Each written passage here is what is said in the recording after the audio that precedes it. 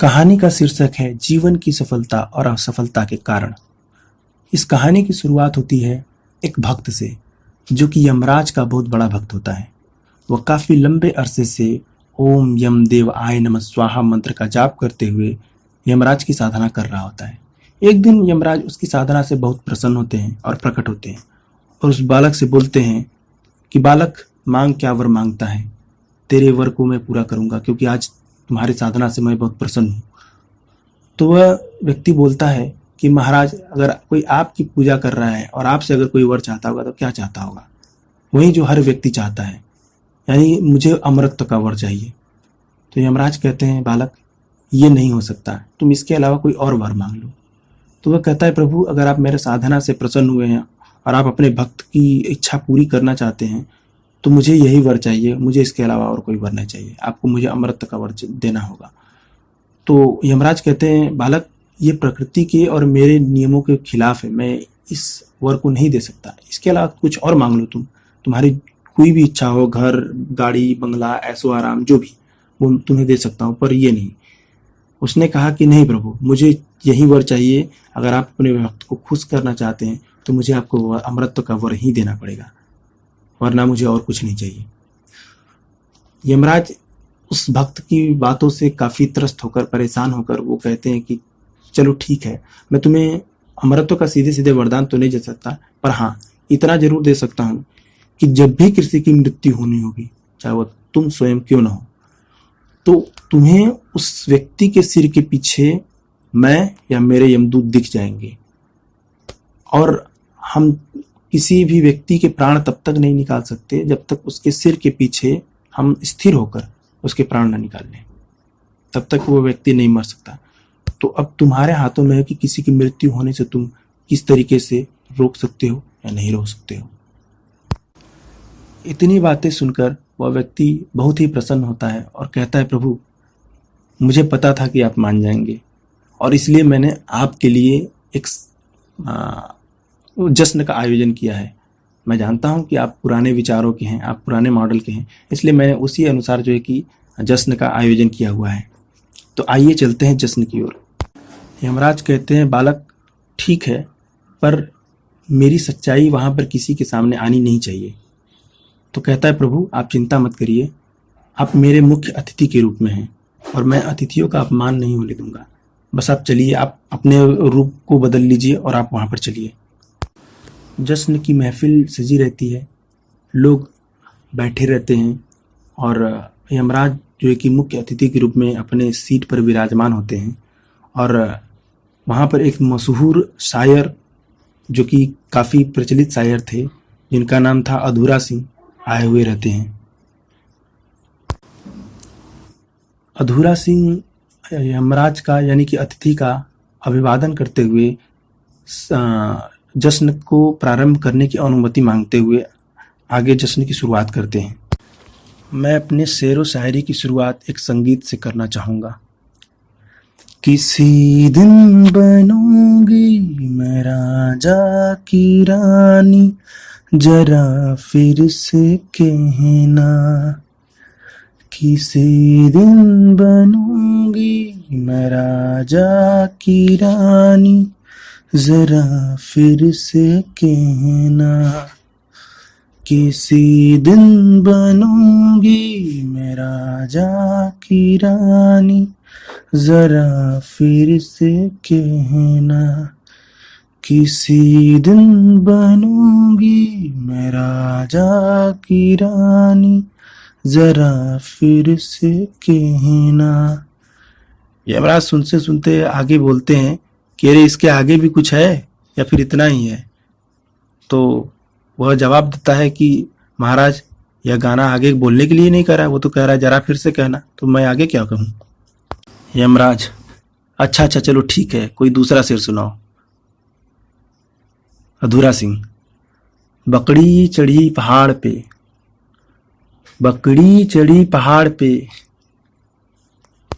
बकरी चढ़ी पहाड़ पे, बकरी चढ़ी पहाड़ पे, बकरी चढ़ी पहाड़ पे। यमराज, अरे आगे भी कुछ हुआ कि बकरी केवल चढ़ी पहाड़ पे ही? फिर क्या हुआ? उतर गई? और क्या। लोग महफिल में वाहवाही करते हुए और यमराज अंदर ही अंदर सोचते हुए, क्या आदमी है, क्या बंदा है यार, जैसा नाम वैसा काम। यमराज, अच्छा अच्छा चलो ठीक है, अगला सुनाओ। अधूरा सिंह, एक गांव की गली में एक कुत्ता था, एक गांव की गली में एक कुत्ता था, वाह वाह। एक व्यक्ति बोलता है वाह वाह वाह वाह वाह वाह। अधूरा सिंह, एक गांव की गली में एक कुत्ता था, एक गांव की गली में एक कुत्ता था। अगला व्यक्ति बोलता है वाह वाह वाह वाह वाह वाह। अधूरा सिंह, एक गांव की गली में एक कुत्ता था, उस कुत्ते के ऊपर एक और कुत्ता था। एक व्यक्ति बोलता है वाह वाह वाह वाह वाह वाह। अधूरा सिंह, एक गांव की गली में एक कुत्ता था, उस कुत्ते के ऊपर एक और कुत्ता था, और उस कुत्ते के ऊपर भी एक और कुत्ता था। लोग बोलते हैं वाह वाह वाह वाह वाह वाह। एक व्यक्ति वहीं बोल रहा होता है वाह वाह वाह वाह वाह वाह। फिर अधूरा सिंह, एक गांव की गली में एक कुत्ता था, उस कुत्ते के ऊपर एक और कुत्ता था, उस कुत्ते के ऊपर भी एक और कुत्ता था, उसके ऊपर भी एक और कुत्ता था, और उसके ऊपर भी एक कुत्ता था। यमराज सुनते सुनते कहता है अबे आगे कुछ भी है, ये बस यही कुत्ते कुत्ते कर रहे हो इसमें। और दूसरा व्यक्ति जो खूब वाहवाही कर रहा होता है उसको कहता है आपको ऐसा इस शेर में क्या दिख गया जो कि आप वाहवाही किए जा रहे हैं। तो वह कहता है आपको अभी शेर की पड़ी है, अरे कुत्तों का बैलेंस देखिए, बैलेंस, कितने सारे कुत्ते एक के ऊपर एक। आप शेर को क्यों देख रहे हैं, कुत्तों को देखिए, कुत्तों का बैलेंस कितना बढ़िया है। महफिल में लोग हंसी मजाक हंसने लगते हैं और यमराज उनकी बातों से आश्चर्यचकित हो जाता है और सोचता है क्या यार, कैसे कैसे लोग हैं, लगता है यहाँ तो सब मूर्ख ही भरे पड़े हैं। यमराज कहता है चलो ठीक है, इस बार कोई ढंग का शेर सुनाओ, और इस बार कोई बहुत ही बढ़िया, जो तुम्हें सबसे अच्छा तुम्हारा शेर वो सुनाना। तो अधूरा सिंह शेर सुनाते हुए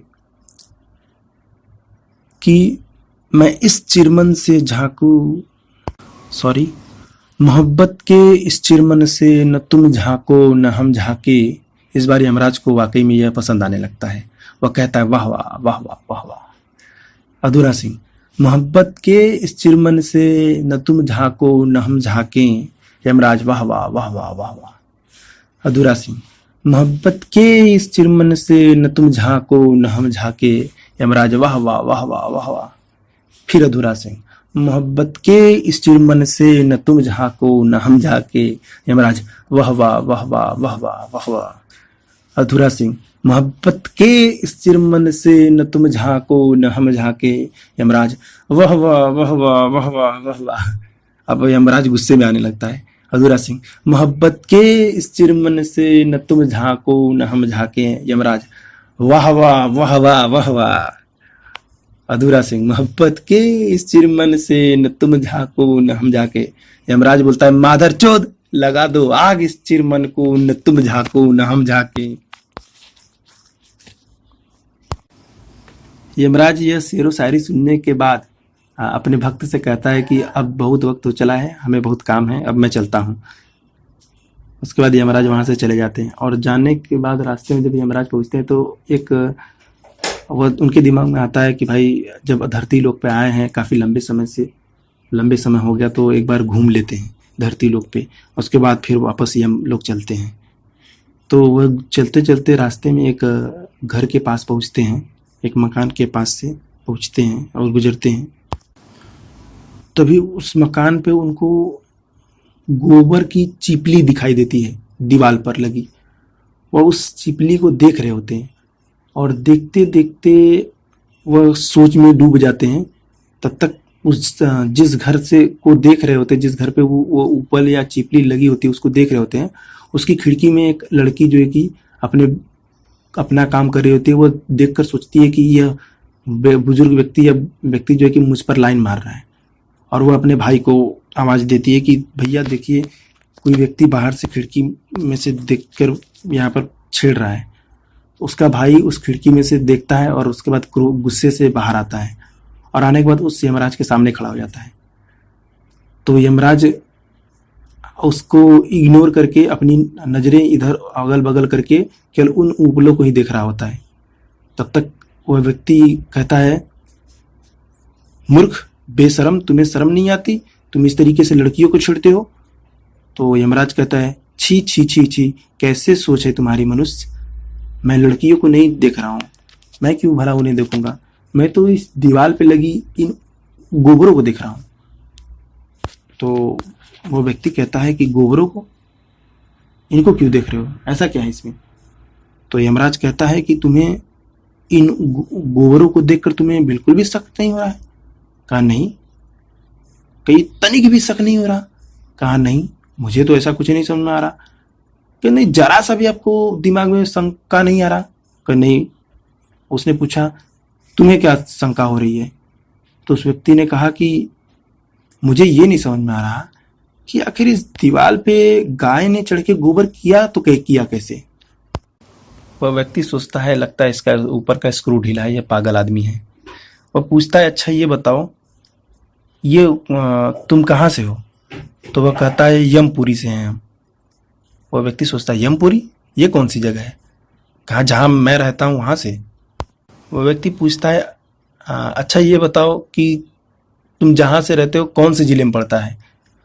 तो यमराज कहता है, वहाँ कोई जिला विला नहीं होता है। वह व्यक्ति हंसने लगता है, मुस्कुराते हुए कहता है, अच्छा ये बताओ, तुमने ये हुलिया क्या बना रखा है, ये कैसे वेशभूषा है तुम्हारे, ये कपड़े क्या पहने तुमने, कहीं नौटंकी में जा रहे हो। उसने कहा, नहीं नहीं, ये हमारे यहाँ का लेटेस्ट फैशन है। वह व्यक्ति पूछता है, अच्छा चलो ठीक है, ये बताओ कि तुम अपने घर पे किस बस में चढ़कर जाते हो। यमराज कहता है कि हमारे यहाँ किसी बस में चढ़कर नहीं, बस के नीचे आने के बाद पहुँचते हैं। वह व्यक्ति बोलता है, क्या बकवास कर रहे हो, ये कौन सा मजाक है।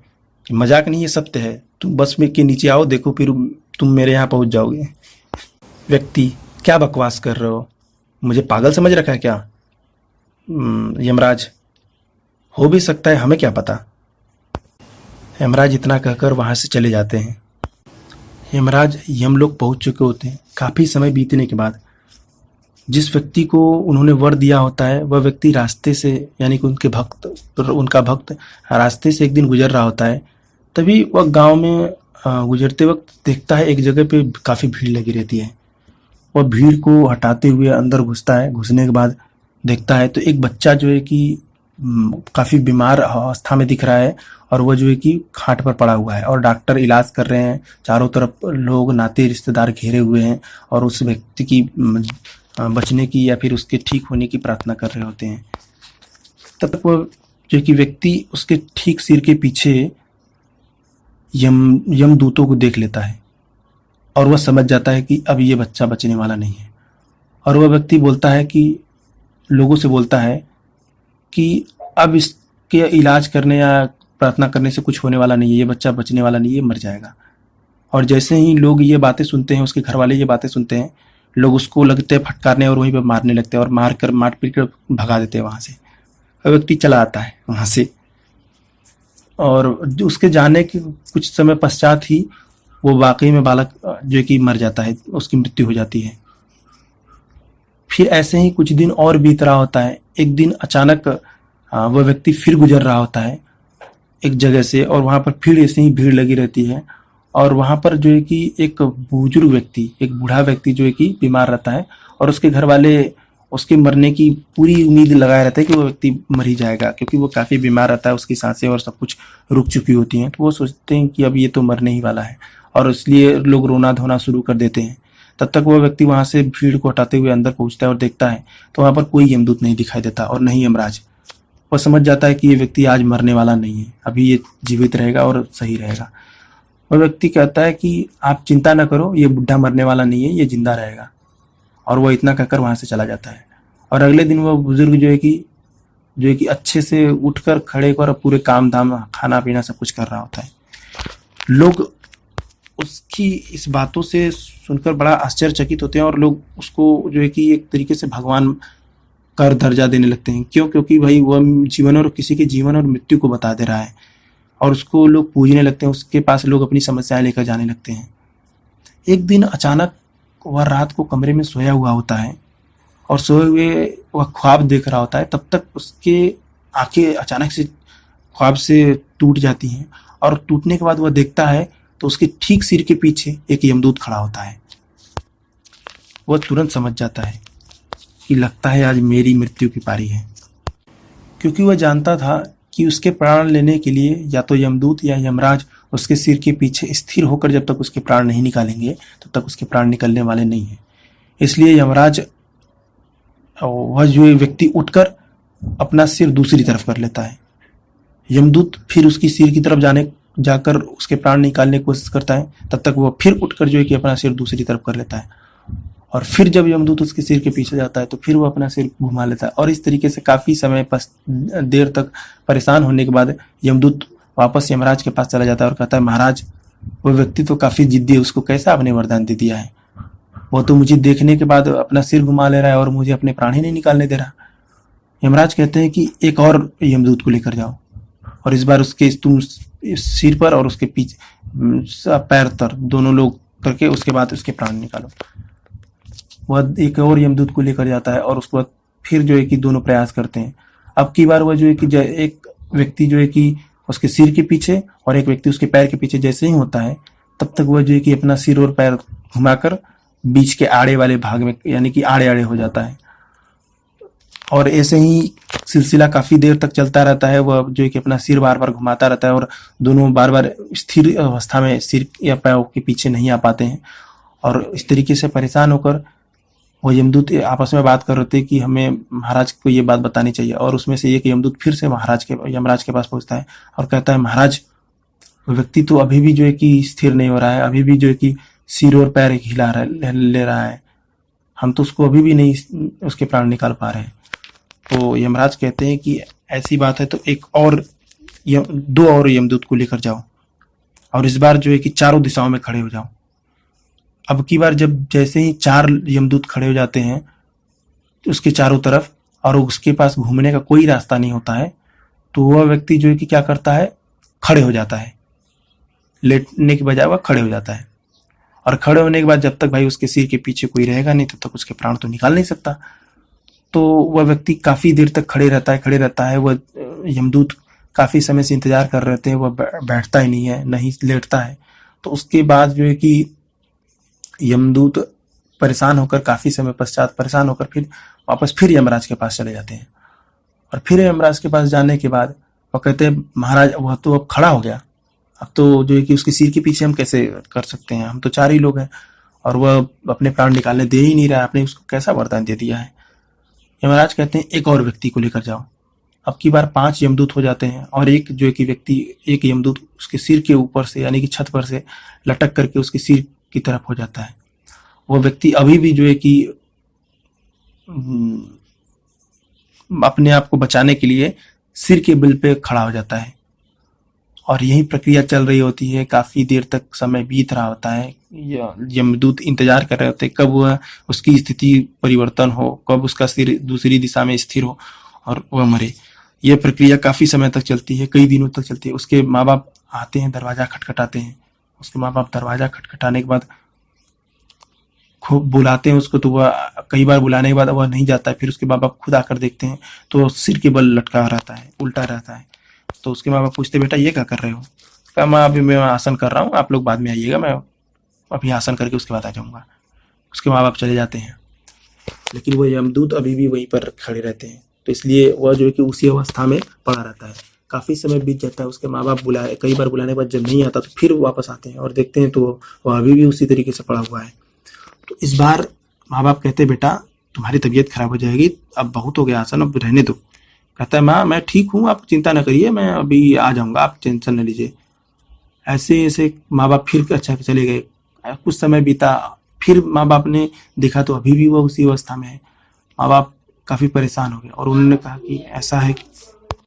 उसके माँ बाप उसकी इस हालत को देखकर उससे कहते हैं कि बेटा लगता है कि तुम्हें कोई प्रॉब्लम है, ऐसा करो तुम पहले सही हो जाओ, हम तुम्हें इस अवस्था में नहीं रहने देंगे। वह उसको पकड़कर सीधा करने जाते हैं, तब तक वह बोल देता है कि माँ अगर आप मुझे जिंदा देखना चाहती है, अगर आप अपने बेटे को हमेशा जीवित देखना चाहती हैं तो अब मैं जैसे हालत में हूँ उसमें जो सही रहने दीजिए। उसके माँ बाप घबरा जाते हैं और उससे पूछते हैं ऐसा क्या हो गया।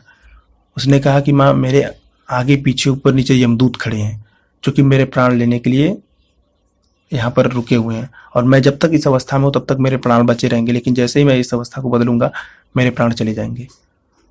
उसके माँ बाप अगल बगल देखते हैं, कोई नहीं दिखाई देता है। उसके माँ बाप कहते हैं कि दिमाग में सोच रहे होते हैं कि लगता है हमारा बेटा पागल हो गया है, इसको डॉक्टर को बुलाना पड़ेगा, डॉक्टर को दिखाना पड़ेगा। और उसके बाद वह डॉक्टर को चले जाते हैं और उसके माँ बाप डॉक्टर को बुलाते हैं। उसके बाद उस व्यक्ति को, वह व्यक्ति लाख मना कर रहा होता है कि माँ या पिताजी मुझे रहने दीजिए, मुझ छुइए, मैं ऐसे ही ठीक हूँ, मेरी बात मानिए। उसकी माँ बाप उसकी एक भी बात नहीं सुनते हैं और उसको जबरदस्ती पकड़कर बेड पर लिटाकर उसके हाथ पाँव बांध देते हैं।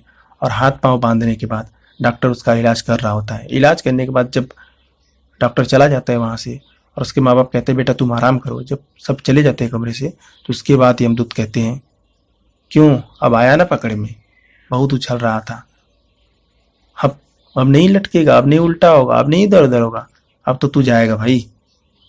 उसके बाद यमदूत उसके सिर के पीछे आकर उसके प्राणों को निकालकर यमलोक चले जाते हैं लेकर। और वहां जाने के बाद यमराज के सामने प्रस्तुत करते हैं। यमराज कहता है बहुत उधंग मचा रहा था भाई, एक वरदान क्या मिल गया, तुम तो जैसे अपने आप को अमर ही समझ रहे थे, परेशान कर रखा था तुमने तो उस व्यक्ति ने कहा कि यमराज तुम्हारी इतनी औकात नहीं थी कि तुम मेरे प्राणों को ले सको, वो तो मेरे अपनों की वजह से मैं मजबूर था, मेरे अपनों की वजह से आज इस स्थिति में हूँ, वरना तुम और तुम्हारी क्या औकात थी कि तुम मेरे प्राण ले लेते। वो तो मेरे अपने थे जिनकी वजह से आज मैं अपने प्राणों को खो चुका हूँ। क्योंकि मैं सबसे तो लड़ सकता हूँ लेकिन अपनों से लड़ना मुश्किल होता है। यह कहानी यहीं पर समाप्त होती है। इस कहानी से आपको क्या सीख मिलता है आप ढूंढिए, पर इस कहानी का सबसे बड़ा सीख यही है कि इंसान के जीवन में सफलता और असफलता के मुख्य रूप से दो ही कारण होते हैं। पहला कारण तो वो इंसान खुद होता है, क्योंकि जब तक इंसान जिंदगी में सफल होने के लिए खुद से कुछ नहीं सोच रहा होगा, जब तक वो खुद ही कुछ करना नहीं चाहता होगा, तो उसके सफल होने का कोई अवसर ही नहीं बनता। उसको कोई और सफल नहीं कर सकता जब तक उसको खुद सफल होने की चाहत ना हो। तो पहला कारण तो वो खुद है और दूसरा कारण उसके अपने हैं। अगर कोई व्यक्ति किसी भी राह पर चल रहा होता है और वो जीवन में सफलता की उम्मीद कर रहा होता है, तो उसके रास्ते में सबसे बड़े अगर कोई होते हैं तो वह अपने होते हैं। अगर अपनों ने उसके साथ दे दिया तो वो जिंदगी में सफल होने का हर मुमकिन प्रयास करेगा और सफल भी होगा। क्योंकि दुनिया में इंसान सबसे तो लड़ सकता है लेकिन अपनों से नहीं। लेकिन अगर अपनों ने साथ नहीं दिया तो फिर उस व्यक्ति की हो सकता है कि हार बहुत ही मुश्किल हो, या फिर जीत बहुत ही मुश्किल हो, या फिर असंभव ही हो।